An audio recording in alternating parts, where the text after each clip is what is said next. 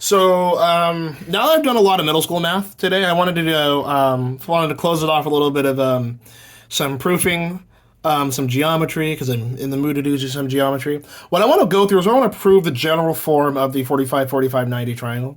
One of my favorite things about mathematics is being asked deeper meaning questions and then having to go through and provide like really good and justifiable reasoning for what we're doing here.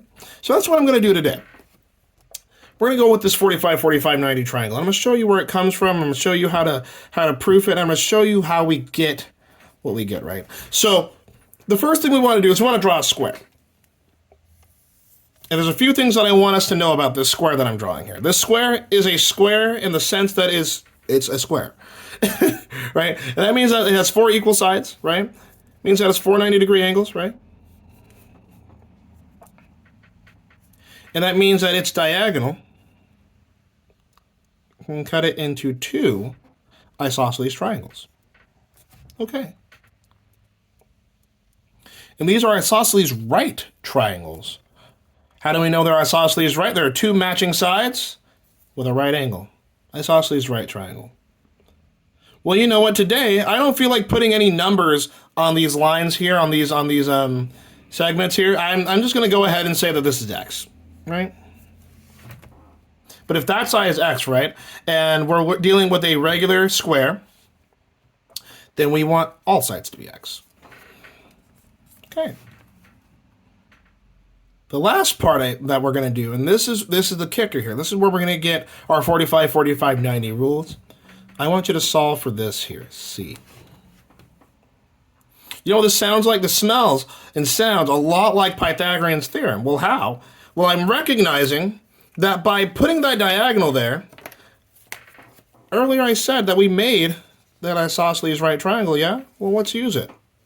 Let's put it to the test. Here's that triangle.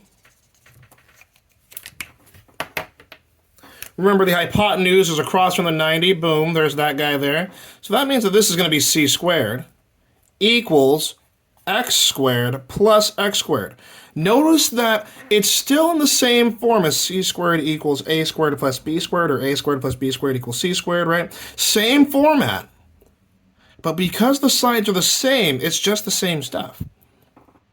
Well, I have x squared plus x squared. Remember from earlier, I had mentioned that we don't add numbers, we add units. So it's 1 unit plus 1 unit is 2 units. 4 units plus 4 units is 8 units. 3 units plus 2 units is 5 units, right?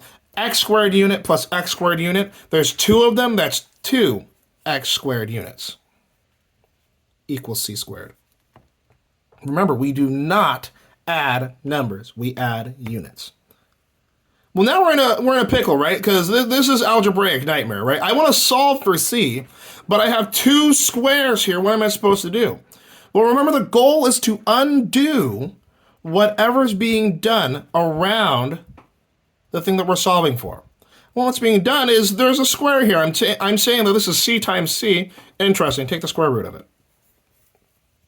The square root is c squared, right? Well, if we need to remember and we need to prove this, right? We need to understand this. Let's try the square root of 4. Well, the square root of 4 breaks down to the 2 times 2, right? The square root of 16 breaks down into 4 times 4. So whenever we have a perfect square, it breaks down into a multiplication problem, right? It's the same, or I apologize, they're equal to the, wait, no, that's not right. I apologize. There we go. So, and the 4 inside of here is what I was trying to get at. That 4 is 2 times 2. That 16 is 4 times 4. There we go. Now we're writing accurate statements. So now that we know that, right, and we have c squared here. Well, c squared is the product of c times c. Just like earlier when we had 1 times 1, 1 times 1 is 1 squared.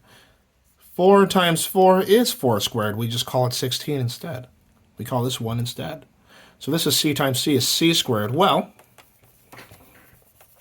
if that's the case, then the square root of c squared is just c. C equals, well, the square root of 2x squared. 2 times x squared. The reason I want to write this way, we have a radical product rule that says that if two things are multiplied by each other, I can separate them into two different square root situations. C equals square root of 2 times the square root of x squared. Hey, x squared. C equals, the square root of x squared is just x. X, the square root of 2.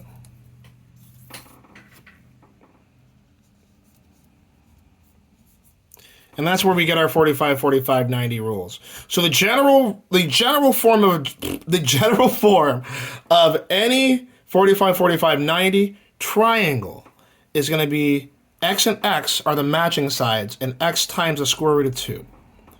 The reason that we want to know this is because anytime that you are asked to find the sides of a 45, 45, 90, you do not need to use the Pythagorean theorem. Just use these properties. For example,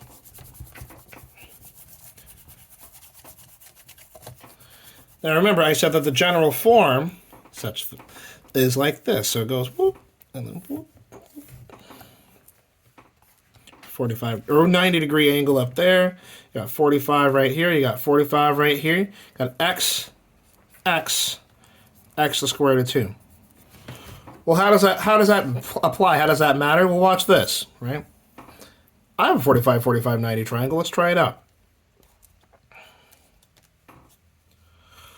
What if it's 9, the square root of 2? Well, I just said that the side across from the 90 degrees, the hypotenuse of that, is actually equal to x times the square root of 2. So I want to set that equal to find the rest of them. 9 times the square root of 2 equals x square root of 2. I can just divide the square root of 2 to both sides, right? No Pythagorean theorem needed. Done. I can do this all day. All day. But as long as you know it and you understand it, you can apply it wherever. As long as it's 45, 45, 90. What about this one? 17. Oh, whoop-de-doo. Well, that one's 17, right? 17, the square root of 2. Happy days.